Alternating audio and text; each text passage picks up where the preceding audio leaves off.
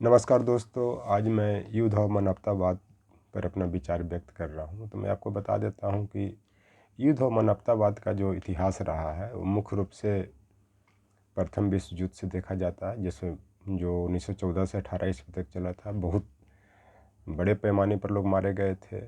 उसके बाद द्वितीय विश्व युद्ध में भी बहुत बड़े पैमाने पर लोग मारे गए, लाखों लोगों का नरसंहार हुआ, जान माल की भी बहुत क्षति हुई। इसका उदाहरण आपको जापान का नागासाकी और हिरोशिमा को देख सकते हैं, जिस पर 1945 में अमेरिका ने परमाणु बम गिराया।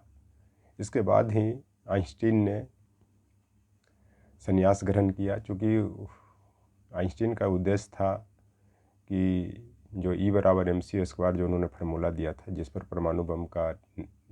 आधार पर परमाणु बम का निर्माण किया गया, वो आत्मरक्षा के लिए किया गया था, न किसी के विध्वंस करने के लिए। उसके बाद आइंस्टीन ने गांधीवादी सिद्धांत को अपना लिया। तो मैं यह कहना चाह रहा हूँ कि जो गांधी जी जो हैं वो प्रारंभ से ही, जब से वो भारत में पदार्पण करते हैं, जो 1915 ईस्वी से जो प्रथम विश्व युद्ध का कार्यकाल है वो द्वितीय विश्व युद्ध तक आता है। गांधी युग जो आता है, चूँकि 1948 में उनकी डेथ हो जाती है। तो गांधीवादी जो विचारधारा है वो शांति का प्रतीक है, आत्मरक्षा का प्रतीक है। तो आइंस्टीन ने, अमेरिकी साइंटिस्ट ने, उसे संन्यास ले लिया। कहा यह जाता है कि वो जर्मनी के रहने वाले थे, लेकिन वो अमेरिका चले गए, फिर वहीं पे अपना रिसर्च का काम किया और वहीं पे E=mc² का फार्मूला दिया, जिस पर परमाणु बम और बड़े बड़े जो विध्वंसक बम बने, और जो रिसर्च आज भी हो रहा है। तो इस तरह से युद्ध और मानवतावाद का इतिहास ज़्यादा पुराना नहीं है। इसके पहले भी आप देख सकते हैं जो छिटपुट होते रहता था। आप उस समय देख सकते हैं, नादिर शाह के टाइम में भी देख सकते हैं। अहमद शाह, नादिर शाह 1739 में आया। अहमद शाह अब्दाली का भी देख सकते हैं, जो 1761 में जो मराठा युद्ध में भी देख सकते हैं। उसके पहले भी इतिहास मुग़ल काल में भी रहा है, जो पानीपत का 3 युद्ध हुए, या मोहम्मद गौरी से लेकर के गौरी के पहले गजनबी, उसके पहले मोहम्मद बिन कासिम, ये सब युद्ध और मानवतावाद के ही संबंध है। जो युद्ध ने मानवतावाद को ख़त्म किया, जो खुलेआम कत्लेआम कर देते थे। इसी सब को रोकने के लिए प्रथम विश्व युद्ध के बाद आपका राष्ट्रसंघ का गठन किया जाता है। फिर भी वो सक्षम साबित नहीं होता है युद्ध को रोकने में। मानवतावाद का नरसंहार होते रहता है। फिर द्वितीय विश्व युद्ध के बाद आपका संयुक्त राष्ट्र संघ का गठन किया जाता है 1945 ईस्वी में। फिर भी वो आज सक्षम नहीं हो पा रहा है। यह सिर्फ इसराइल हमास का युद्ध को नहीं कह सकते हैं।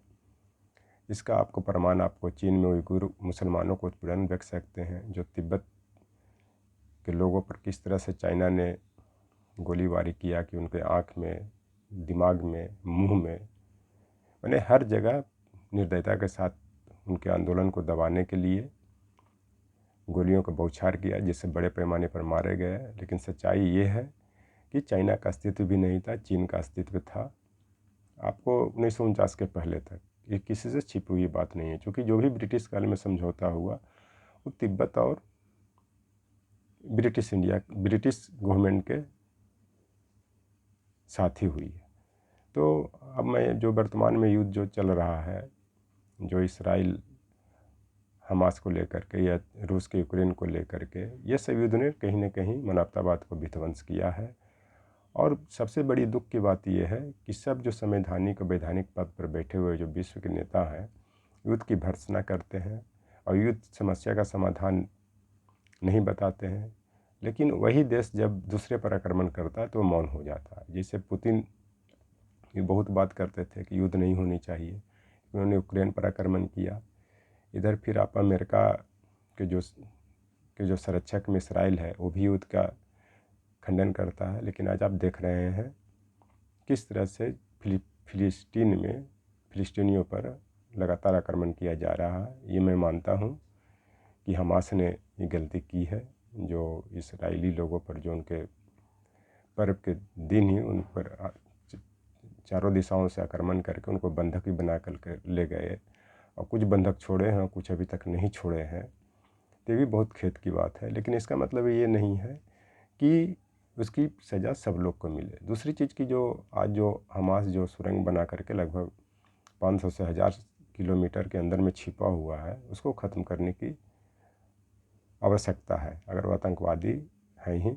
अब मुझे लग रहा है कि इसको अमेरिका के सहयोग से इसराइल ख़त्म भी करेगा, क्योंकि जब ओसामा बिन लादेन और उसके बड़े बड़े जो लीडर थे अलकायदा के या तालिबानी, जो सब सुरंग बना करके रह रहे थे, उसको सुरंग में घुस करके अमेरिकी सेना ने, जो उसका जो सबसे टॉप मोस्ट सेना जो होता है, घुस करके सबकी हत्या की। तो मुझे ये भी लग रहा है कि जो हमास भी आज न कल ख़त्म होगा, और इसकी संख्या लगभग 40 से 50 हज़ार लड़ाकों के रूप में बताया जा रहा है। तो इसमें भी टाइम लगेगा। जब उसका लीडर को हत्या होती है या बड़े बड़े लीडर मारे जाते हैं तो उसका संगठन अपने आप बिखर जाता है। जैसे अलकायदा का ओसामा बिन लादेन के मारे जाने के बाद बिखर गया, उसके बाद जैसे मोहम्मद, लश्कर तैयबा के जो बड़े बड़े कमांडर मारे जा रहे हैं, चाहे वो भारत में हो, जो चाहे पाकिस्तान में हो, आपसी प्रतिद्वंदता के कारण भी, तो एक तरह से ये आतंकवाद पर एक तरह से चोटी किया जा रहा है और एक तरह से ख़त्म भी होगा। चाहे वो खालिस्तानी आतंकवादी हो, चाहे जो भी हो, चाहे आपसी प्रतिद्वंदता में मारे जाएं, चाहे युद्ध में मारे जाएं, ये सब एक तरह से मानवतावाद से ही संबंधित है। क्योंकि इस तरह जो आतंकवादी रहते हैं, या जो धर्म के नाम पर, जिहाद के नाम पर इस तरह के जो मानवतावाद को युद्ध के माध्यम से विनाश करना चाहते हैं, उनका विनाश किसी न किसी रूप में होता है। तो ये चाहे भारत हो, चाहे कहीं भी हो, चाहे मॉब लिंचिंग का मामला हो या दंगा फसाद का मामला हो, ये कहीं न कहीं अप्रत्यक्ष रूप से युद्ध को ही प्रेरित करता है। क्योंकि एक मॉब लिंचिंग के कारण बड़े पैमाने पर दंगा फसाद भड़कता है, उसके बाद ये मानवतावाद को ही नुकसान पहुंचाती है। मानवतावाद का मतलब ये कि एक मानव से संबंध है, एक मानव से संबंधित विचारधारा है, मानव की रक्षा करने की बात है, चाहे वो किसी भी जाति, किसी भी संप्रदाय, किसी भी क्षेत्र का रहने वाला हो। इस चलते ये मानवता युद्ध ने मानवतावाद को किस तरह से विनाश किया है और कितने बड़े पैमाने पर जान माल की क्षति हुई है, आप यूक्रेन के युद्ध में देख सकते हैं। इसके पहले प्रथम विश्व युद्ध के में देख सकते हैं, द्वितीय विश्व युद्ध के में देख सकते हैं। इसके बाद जो जो जहाँ जहाँ युद्ध हुआ, चाहे वो श्रीलंका में हो, चाहे वो लिट्टे की खात्मा की बात हो, चाहे और जो भी इस तरह के जो दंगा फसाद होते हैं, चाहे पाकिस्तान में जो अल्पसंख्यक की हत्या की बात हो, या बांग्लादेश की गठन के समय 1971 में जो बहुत 10 से 20 लाख पूर्वी बंगाल के लोगों को जो हत्या की गई पाकिस्तानी सेना के द्वारा, जिसके बाद नया बांग्लादेश का उभार हुआ। ये उस समय स्वर्गीय श्रीमती इंदिरा गांधी प्रधानमंत्री थी। तो इस तरह से आप देख सकते हैं कि युद्ध ने मानवतावाद को किस तरह से नुकसान किया है। यहाँ जो अभी जो किसिंगर, जो अभी जो अमेरिका के राष्ट्रपति निक्सन के टाइम में विदेश मंत्री थे, उन्होंने वियतनाम में, क्यूबा में, अफगानिस्तान में, चाहे जहाँ जहाँ भी उन्होंने बहुत बड़े पैमाने पर मानवतावाद को नुकसान पहुँचाया था। तो किसी भी कीमत पर युद्ध को नकारने की ज़रूरत है, शांति व्यवस्था स्थापित करने की ज़रूरत है, समस्याओं का समाधान बातचीत से करने की ज़रूरत है। लेकिन आज भी विश्व में, चाहे वो भारत हो, चाहे अमेरिका हो, चाहे रूस हो, चीन हो, फ्रांस हो, इस देश के लीडर संवैधानिक या वैधानिक पद पर बैठे रहते हैं। बैठने के बाद भी अपने देश के अंदर जो अशांति पैदा होती है उसको रोकने में कामयाब नहीं हो पा रहे हैं। उसके कारण उन पर चाहे पॉलिटिकल प्रेशर हो या रिलीजियस प्रेशर हो, चाहे जो भी हो, वो सब कारण है। तो इस तरह से आपने ये भी देखा कि जो हमास के आतंकवादी ने जो इसराइल के लोगों को लेकर के जो कत्लेआम करके वीडियो बनाया और जो वायरल किया, तो उसके आका अभिभावक बहुत खुश हुए, उन्हें शाबाशी दी, जो बहुत दुख की बात है। उस पर इनको निंदा करना चाहिए था, उनको सज़ा देने की आवश्यकता थी, लेकिन ऐसा नहीं हुआ। तो एक तरह से युद्ध को बढ़ावा देने में अभिभावक संवैधानिक या वैधानिक पद पर बैठे भी लोग उसको सहयोग करते हैं, तभी बड़े पैमाने पर फैल जाता है, तभी ये युद्ध का रूप लेता है। अगर छिटपुट घटनाओं को रोका जाए तो ऐसा नहीं हो सकता। एक तरह से मैं भी ये कह सकता कि चोरे चोर मौसेरे भाई। कहने का मतलब है कि चोरे चोर मौसेरे भाई ये मुहावरा है, लोकोक्ति है कि जो संवैधानिक पद पर बैठने वाले हो या दंगा फसाद करवाने वाले हो या युद्ध में शामिल लोग हैं, ये सब कहीं ना कहीं एक ही तरह के लोग हैं, एक ही थाली के चट्टे बट्टे हैं। मैंने एक दूसरे को संरक्षण देते हैं और संरक्षण दे करके अपना सत्ता को साधना चाहते हैं, जो बहुत दुख की बात है।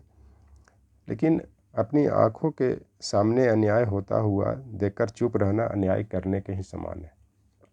अगर कोई शासक अपनी आंखों के सामने अन्याय होते देख रहा, उसको रोक नहीं रहा है, तो एक तरह से ये अन्याय के समान ही होता है, इसको न्याय नहीं कहा जा सकता। जैसे मान लिया जाए कि लोग गुजरात दंगा पर ये आरोप लगाते हैं कि वहाँ पे मोदी जी मुख्यमंत्री थे, शाह जी गृह मंत्री थे। अगर ये लोग चाहते तो रोक सकते थे इतने बड़े दंगे फसाद को, लेकिन नहीं रोक पाए। क्या कारण था, नहीं था, उसमें मैं नहीं जाता हूँ।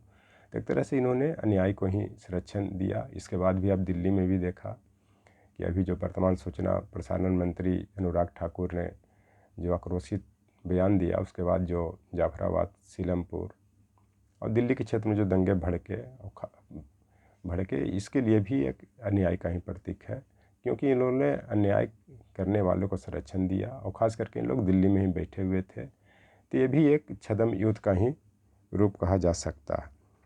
तो किसी भी जगह होने वाला अन्याय सर्वत्र न्याय के लिए धमकी बन जाता है। तो इस तरह से मैं कह सकता हूँ कि अगर किसी भी जगह भी अन्याय हो रहा है तो ये न्याय को धमकी दे रहा है। यानी जो न्याय, जो जस्टिस है, जो कानून है, जो संविधान है, उसको चुनौती दे रहा है। इस तरह से युद्ध, चाहे वो छद्म रूप में हो या दंगा फसाद हो, यही रूप चूँकि छोटे छोटे जो दंगा फसाद होते हैं रूप युद्ध का ले लेता है। चूँकि वैश्विक स्तर पर जो खास करके मुस्लिम कंट्री हैं, अल्लाह के नाम पर चाहे किसी के नाम पर पूरे मुस्लिम के हितों की बात करते हैं, उसकी रक्षा करने के लिए पूरे विश्व में दंगा फसाद के रूप में युद्ध का रूप ले लेता है। जैसे अभी हमास के समर्थन में पूरे विश्व में मुस्लिम समुदाय उसके फेवर में खड़े हो गए। लेकिन इसमें इन लोग को भी बताना चाहिए कि हमास जैसे जो आतंकवादी संगठन है, चाहे धार्मिक संगठन हो चाहे जिहादी संगठन हो, उसको भी नियंत्रित करने की आवश्यकता है। Thank you.